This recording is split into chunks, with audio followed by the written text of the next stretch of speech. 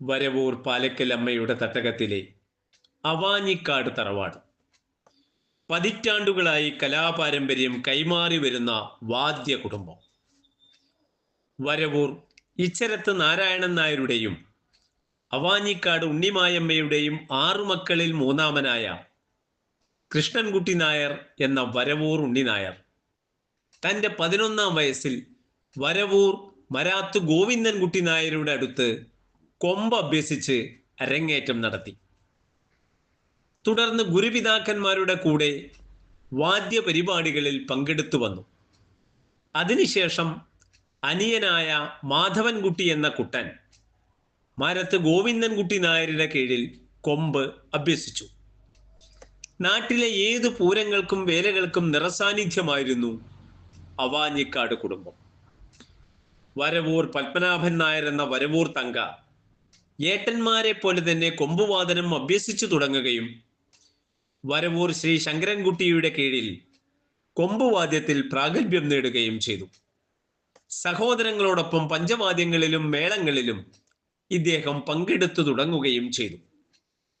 അങ്ങനെ ഈ രംഗത്ത് ഒഴിച്ചുകൂടാൻ പറ്റാത്തൊരു കലാകുടുംബമായി ഇവർ മാറുകയുണ്ടായി. ഈ സഹോദരങ്ങൾ വരവൂർ ബ്രദേഴ്സ് എന്ന ഓമനപ്പേരിലായിരുന്നു അറിയപ്പെട്ടിരുന്നത്.